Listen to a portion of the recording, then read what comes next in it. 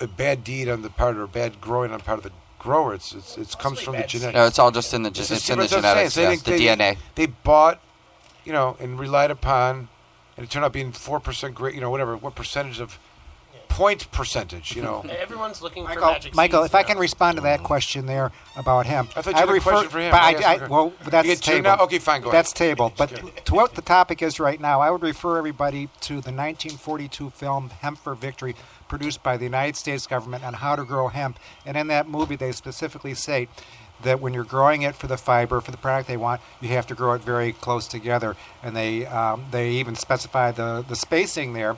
Whereas if you're growing it for seed, then you want your spacing a lot greater. So it's. You mean for something for food seed oil? No, back then they were growing part of their crop to reproduce the seed, so they would need more seed for the next year. So for those plants, they want to have the plants placed 3 or 4 feet apart. Right. Whereas when they were growing for hemp, they wanted it like every 6 inches or less. Long and tall versus big and bushy, right? Because you're trying to get the same thing. But nowadays we're more sophisticated with our hemp strains because now we have strains specifically that produce better seed fiber or seed stock, and strains that specifically produce more bast fiber. And most of it now is being grown for extraction for CBD purposes, which is rapidly become an illegal thing in California, Ohio, and Michigan now. Wow. They've banned in all 3 states, unless you sell through medical facilities. Well, the reasoning behind that is because it's not regulated in the way it's grown like cannabis, and so if you're consuming it like cannabis, but it's being grown in an industrial manner, who knows what's in those plants? So it needs to be held to a certain standard. The irony of it is that it's not on a controlled substance list anywhere. Yeah, right. And it's available in Kmart and Walmart, but not available in Buds R Us. So that's kind of fucked up.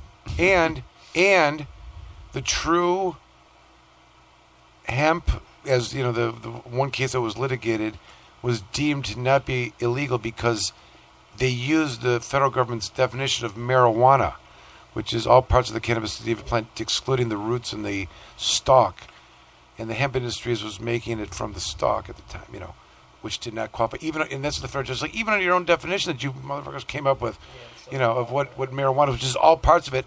This can't be the control, so you can't ban it. It was. You can't find logic in the hemp laws, no matter what you do. You can't. Yeah, I was in the hemp industry actually before High Times. I worked at Headcase. We made hemp baseball hats and T-shirts. Cool. Yeah, that was in the 90s, and there was a whole big hemp boom, and then it kind of all fell apart around 2000 or so. But that was for fabric and for seeds. At the time, there was really no CBD extraction going on.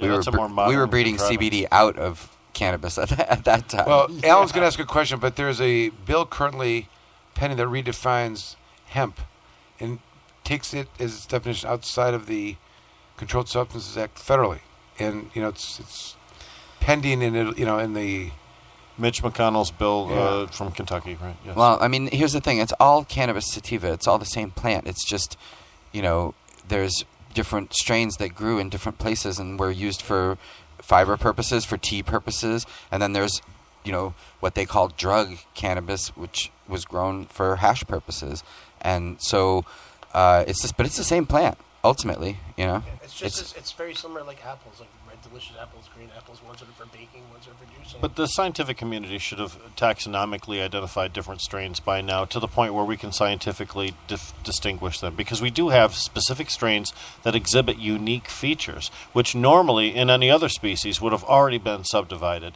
and then we wouldn't be having this conversation anymore. But this is just another reflection of how the government has suppressed all of the scientific research on cannabis for 70, 80 years, so it hasn't been treated like others. Taxonomic nomenclature is very, very critical for this, because cannabis sativa is the one all-encompassing species name used when it's really not applicable for most of the things that are being called that. I think that there's a lot more research on all those phenotypes. It's just, I think the government's, and GW Pharmaceuticals and, all of that has been, they got to, there's a much more specific knowledge base that's being shared. I'm saying the federal government has this information. They've studied, they produced these, the sprays in Europe, the Sativex, which is years ago, this new one that was on the shelves. They didn't get to the point unless they're able to identify the variations of the cannabinoids within the plant, and I just don't think for 1 second it's not part of the. Yeah, but you're just now talking about the medical aspect, and the problem with cannabis has always been that it's really kind of Jack's magic beans. It does so many things that it's too hard to believe. And so, not only is it a medicine, not only is it a recreation drug, not only is it textiles and replaces plastic products and all paper products and biofuel and stuff, and that just creates an idea that it all the things that it does is too varied to really kind of decide at the beginning where you're going to place it all, because you just don't know the ripple effects that it's going to actually have. I know, but Rick's point was like there's been a suppression of research. I'm saying that that's true, but I don't doubt for 1 second the government's much more aware of it. You know, they say there's not They have research patents on it, so they know. Patents on it, and they've also licensed the production of it through some of these manufacturing companies, who I'm certain, you know, at some capacity were gathering data about some parts of these plants they're growing. You know what I mean? And you know, I think, you know, the argument's always been like, you can draw. I think there's very, like, even with what we know, and there's different states and people that are probably more in tune with exactness of what the strain is and have the exact phenotype that they can, you know, put formulas together and find markers. But there's enough of that information out there, right? Forget the name of the strain.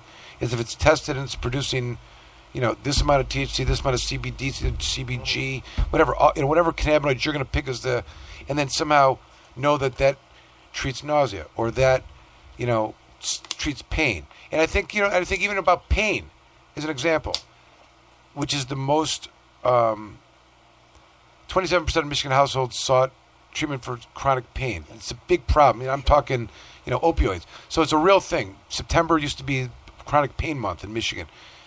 So you have that many people, and they're looking for these, and that's the number one certifying condition in Michigan for.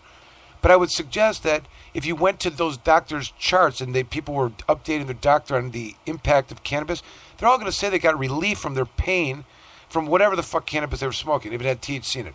I mean, that's just a theory. But, you know, the nuances beyond that, you know, can probably be identified too. There's certain strains that probably, you know, nausea that have affected people with, you know, their blood levels and different markers for like hepatitis C. Pediatric patients. Pediatric patients. Are very strain all specific. All the aspects of it, with the immune system, some of the things that, you know, how it fights. So there are things that are there, you know, and that's what I'm saying. I think that the government's probably into that, and I think that even within ourselves, there's, you know, there's doctors that are probably keeping up and have some. Part of the problem is, I mean, you said it earlier when we were outside, is that there's people that just don't see eye to eye on what the facts of what even the doctors are saying. If you showed us a post that said, you know, drinking alcohol and smoking cannabis increases the problem you have with cannabis, when that's not true at all. You know, so when you have two sides that just don't see, one's not a rational side, one's using, you know, science. Yeah, exactly. And just to be clear, that was not my statement. I took a picture of it on the outside of a courthouse, which was more shocking. That was insane. Right. It's actually, there's a name for using science. It's called Lysenkoism. It's a Russian thing. It actually goes back to cannabis. This guy, that's Michurin and Vavilov, who were geneticists back in like the 30s and 40s in Russia. And Lysenko was Stalin's guy from the farm that came in, and he said, we could be growing pineapples in the Arctic Circle if we didn't have this bourgeois Mendelian genetics. And people got killed. It's this whole very tragic story. But Lysenkoism is when you use science as a political, like as a false, you use false science for a political goal. Sure. And it's actually named for this dude. And the other guy that he got killed was the guy who named cannabis indica and afghanica and stuff. Oh, really? Yeah. Vavilov. He traveled through Afghanistan and Iran, and he determined the difference actually that we're talking about between hemp cannabis, ruderalis, and drug cannabis, afghanica, like the stuff that was actually being grown and made into hashish. But we're talking, you know, for thousands of years. You know, and he did that. This is in like the 30s. Yeah, when you're having 1930s. People and doctors and congressmen and politicians. No, that's more history stuff. But it's just interesting that Lysenkoism is a term that associated with that. And cannabis. You can look it up. It's all on Wikipedia. I want the name. I'm going to do my. Vavilov, Michurin, and Lysenko. All right. My question I wanted to ask you earlier, when you were talking about evaluating the strains and how clean it burned and it was overfed, was, do you think that the people who are selling nutrients, the big companies, are responsible for that overfeeding with the directions they provide the patients, such as mix 1 tablespoon per gallon or things like that, and people are following these directions and end up killing their plants overfeeding them. Yeah, I mean, they want you to finish the bottle so that you buy another bottle, and they know it's not going to kill your plants. And so you'll see this if you visit a lot of cannabis gardens, as I do, the burnt leaf tips. If there's burnt leaf tips, that's a sure sign of an overfed plant. And you'll see it even in sometimes in High Times magazine, just the tips of the leaves are a little burnt, and that's, that's overfeeding. That's too much plant food. And sometimes people think, just feed and feed and feed, and the plant will grow and grow and grow. But it's really about properly feeding, which has nothing to do with, overdoing it or just, I heard one experienced grower say, use the microphone more. I heard one experienced grower say, take whatever they say on the package of nutrients and cut it in half, or start at a third, and then work your way up from there. That's what we always say about advanced. Yeah, I say that too. I mean, you can always add more. And always err on the side of caution. It's very difficult to remove it once it's in there. It gets into the cells and everything, and you can flush. If you overfeed for 10 weeks and then flush for 2 weeks, you're not flushing out all that stuff that you overfed. You might get it back. You'll get it to a smokable state, but you won't get it to something that's like going to win a cannabis cup and is pleasurable and gone are the metals and minerals and things that are collected there. You have to get that stuff out. The feeding schedules are also based off of what plant you're growing, because all plants don't want to feed. Yeah, some plants are heavier feeders than others. That's where mentors come in. You really right. And you just got to learn your plants and what their feeding thing is. But like I said, err on the side of caution with feeding and with watering. Most people overwater as well. Speaking of Cannabis Cup winners, we have one sitting right here next to me. Rory Gould of Arborside here has won multiple Cannabis Cups with Catfish and other strains. Welcome to the Planet Green Tree Show, Rory. Thank you. Yeah. Thank you. We're sharing a microphone. So the fact is, Rory, it's not easy to win a High Times Cannabis Cup, and as many times as you've won, you've entered a lot more. What do you find to be the biggest attribute in having a Cannabis Cup winner as opposed to just a Cannabis Cup entry? Cannabis Cup winner is it just distinguishes it from the rest, which is the best. I don't know. You could open up like a jar of it, and you will just open that up, and then that smell will fill the room, and that's when you know you have something good. You've traveled across the United States and entered into contests in other states, isn't that true? Yes. And why does Michigan kick ass and those other ones suck ass? Because we got great growers here. We have great growers. Yes. Tell us more. I'm very much into the growers. We have that cannabis, the grower course before Hash Bash. And we bring in somebody to teach, like Danny. We've had Ed Rosenthal in the past. We've had Jorge Cervantes, Kyle Cushman, DJ. I'm missing somebody. Kay from Trichome. That Kenny? I didn't miss and him. Ed, yeah, he mentioned. Yeah. Yeah, well, there's such a long history of cannabis activism here, going back to, John Sinclair and Ann Arbor being the first, I think, place to really have a decrim down to, a $5 fine. And that was the 70s. And that's a major step, I think.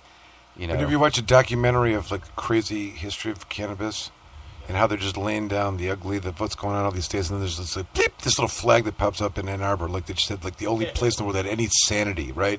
You know what I mean? When you're watching any documentary, it's Ann Arbor, things are normal over here, but they're locking people up. It's just I've met people from the UP that have been growing as long as people in Northern California have. I mean, literally back to the late 60s and stuff, where they've been growing up there, and it's been handed down generation to generation, just like Humboldt County or anything else. It's just part of the lifestyle, and feeds the community and buys pickup trucks, and keeps things rolling and moving. Especially in places where, just like in Northern California, where they had logging and they had certain industries. Here maybe. you For know, distribution, you mean getting out and around and stuff like that. There's right? just- And there's they great had farmers. to replace industries that are being decimated by different things that happen, and cannabis is one of those industries that's This is an it's interesting angle. I'm curious, like the it's recession proof. well, that's what I'm saying. It's